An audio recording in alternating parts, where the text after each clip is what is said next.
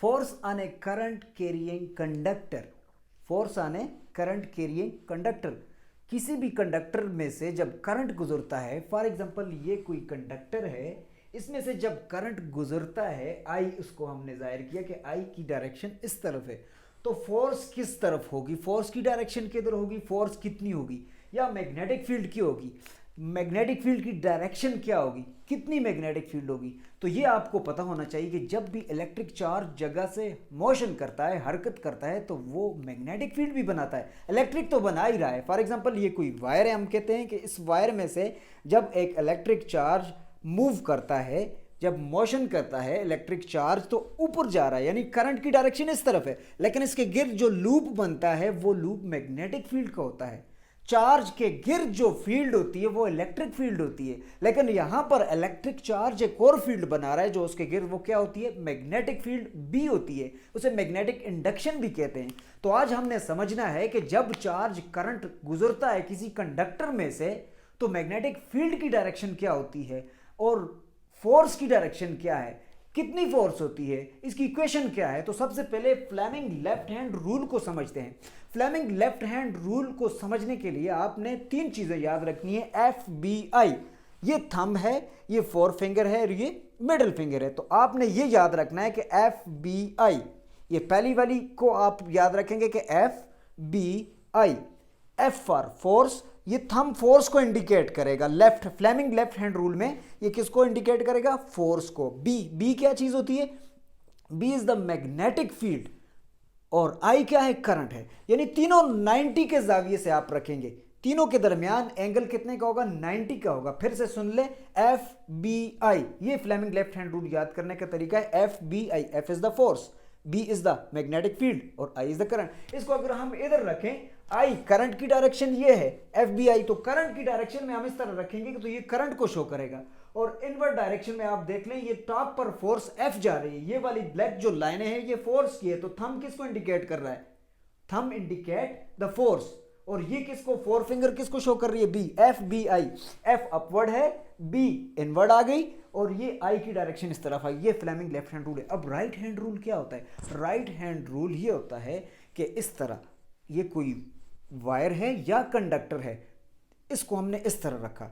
जब भी हम इसे इस तरह रखेंगे तो ये जो फिंगर्स, कर्ल्स ऑफ फिंगर हैं, curl of finger show the magnetic field lines, ये मैग्नेटिक फील्ड लाइन को शो कर दे।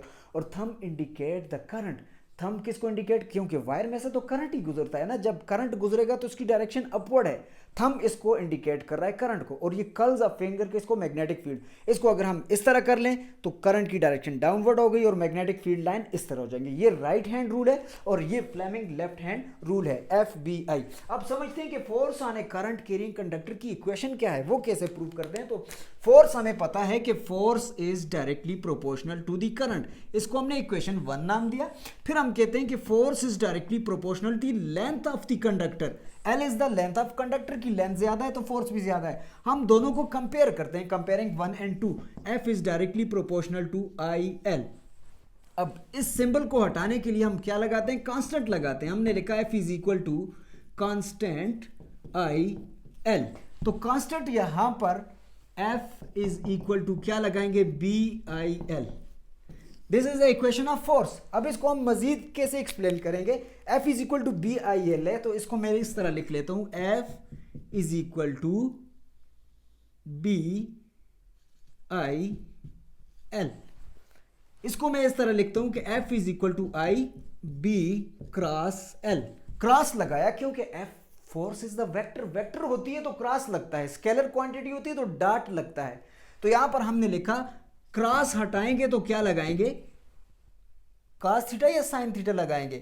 क्रॉस जब भी हटाते हैं हम sin थीटा लगाते हैं, डॉट जब भी हटाते हैं हम cos थीटा। तो ये क्रॉस है तो हम लिखते हैं बी एल sin थीटा। अब इस केस में हम कहते हैं कि फोर्स कितनी चीजों पर डिपेंड करती है, तो आप इक्वेशन जरा देख लें। इक्वेशन में है I, force depends upon the current I, फिर मैग्नेटिक फील्ड B, फिर तीसरी चीज है लेंथ ऑफ द कंडक्टर, चौथी चीज है थीटा, एंगल थीटा पर भी डिपेंड करती है, जो किसके दरमियान हो, B और L के दरमियान एंगल थीटा पर फोर्स डिपेंड करती है।